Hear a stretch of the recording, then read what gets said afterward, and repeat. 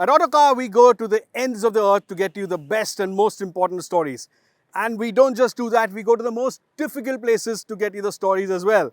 This here is Beijing, China, and that is the new V214 or the long wheelbase E-Class that's soon to be in India.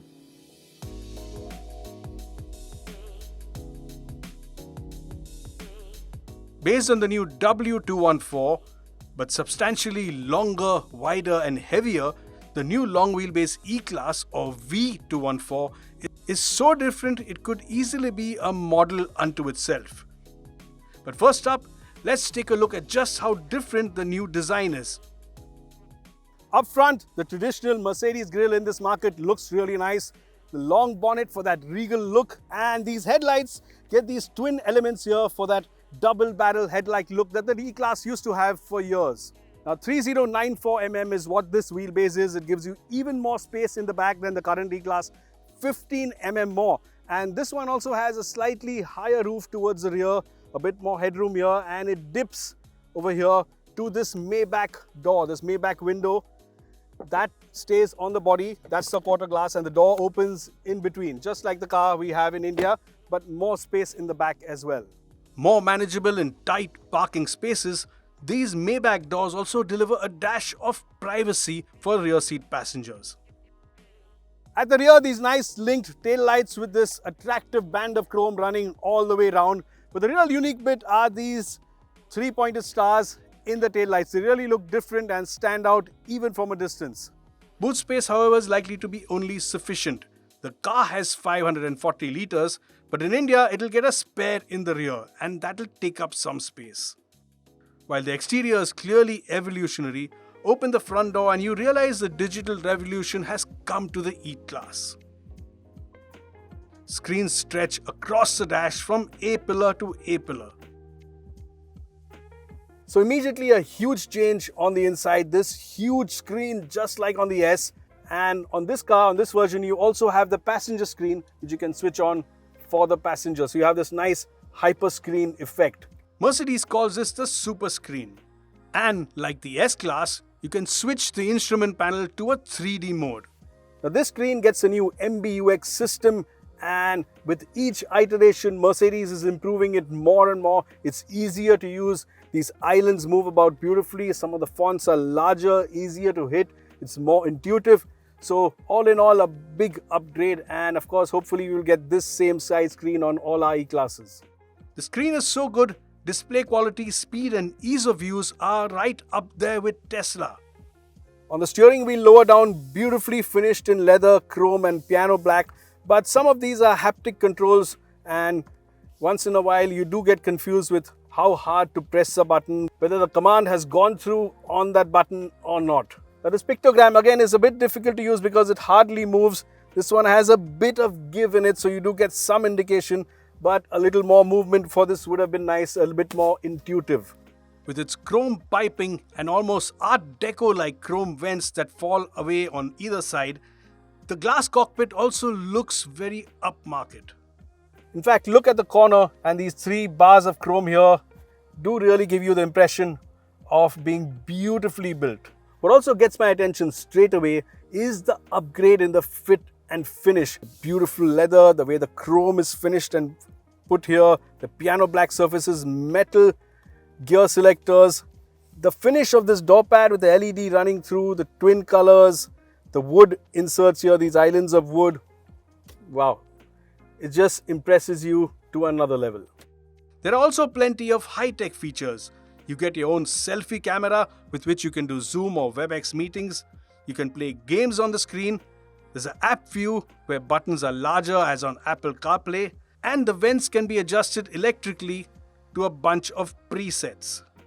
The center console is also full of storage, beautifully finished wood finish and a nice damp feel for this box, especially like the way it returns. 2 big cup holders here which can be adjusted. There's space for your key here, a wireless charger for your phone.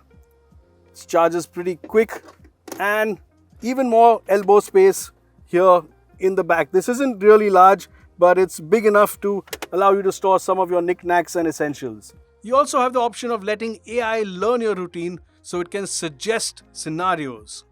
Physical climate control buttons, however, have disappeared, and the controls are now retreated onto a menu screen. The money seat, however, is in the back, and overall, it's clearly more comfortable. Now, lots of thigh support here, nice long seat squab, and you feel that you're sat a bit higher, it's a bit more theatre seating, so visibility is also quite excellent. This seat reclines a bit more, and as earlier, you can push the front seat forward for even more legroom. What's new here, however, is that you can electrically extend thigh support by a couple of inches. Very nice. There's also an interesting storage area here, which is quite deep. You can put your hand right in, keep your phone here or something valuable. And this rubberized tray is what you get on this version, but there's also a screen on others. More space at the back here, nice felt lined section, again to keep something valuable safely. And Mercedes has made this elbow rest really comfortable, so you can put both your elbows and relax. You also get a 2-part panoramic sunroof, wireless charging and cool seats at the rear. Now in the current E-Class, the air conditioning at the back was always marginal. You had to keep the fan speed up, especially on a hot day, and hopefully here the airflow is better. But what you also get is controls for the back. There's 4 zones now instead of 3 earlier, and you have your temperature controls and fan controls. Also, if you're sat 3 abreast, this isn't the most comfortable seat, especially with this protruding here. Also, while the cabin is wider in the back, the increase in space appears to be only marginal.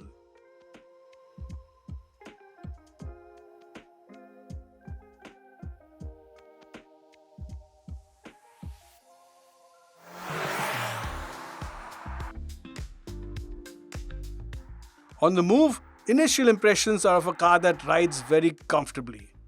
While most roads in Beijing are well paved, you do get a few really bad sections towards the outskirts.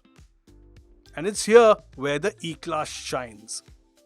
Now the first thing that strikes me about this new E-Class, the V214, the long wheelbase,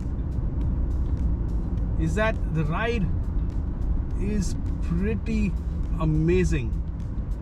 It's got a suppleness that's really comforting and soothing, and feels like it has an absorbent layer that makes it ride even better than the current E-Class. In fact, ride quality is so good, even on some of these back roads on the outskirts of Beijing, this actually feels more like a junior S-Class than a new E-Class. The springs aren't marshmallow soft, however, and at low speed you do get a hint of stiffness. The new E is also nicer to drive. The steering on this car is nice and light, especially at low speed, lighter than the previous generation, and that makes it a bit more relaxing to drive, especially in traffic when you need to change lanes and dive in and out in a hurry.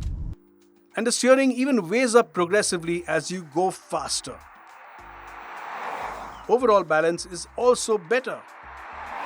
Now on its long wheelbase, this isn't the sportiest version of the E-Class, but this one seems to have a bit more balance and a bit more agility compared to the car we have. It feels even more together despite having a longer wheelbase, and that's a good sign, especially if you like to drive.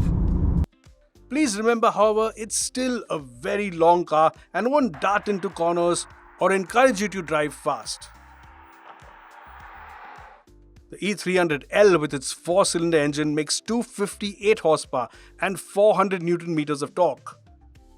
With its 400 Nm of torque and its integrated starter generator giving you an additional amount, this car really does feel easy and effortless from the get-go. Tap the throttle and it just pulls forward seamlessly and very effortlessly. But the top end does tend to get a bit noisy, and then you can tell that this 300 actually is a 4-cylinder and not a creamy, smooth, straight 6. It feels quick, however, with a 0 to 100 km an hour coming up in a claimed 6.6 seconds.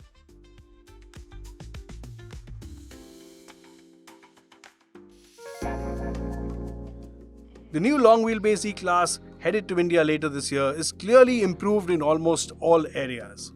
It is more comfortable and better built on the inside. Material quality is superior. It rides well, steers better, and even drives in a more agile manner. Not just that, it's also loaded to the gills with the latest digital tech. It isn't perfect. The evolved looks are fairly safe and don't really stand out or grab your attention. Boot space is likely to remain compromised due to the insertion of a spare tire, and if you want more power, punch and refinement, you will have to upgrade to one of Merc's creamy smooth straight sixes. Also, with an expected starting price of Rs 85 lakh, you'd also have to part with a lot of your money. But if you're looking for the most comfortable, luxurious and elegant sedan in its class, look no further than Merc's new baby S-Class, the new long wheelbase E-Class.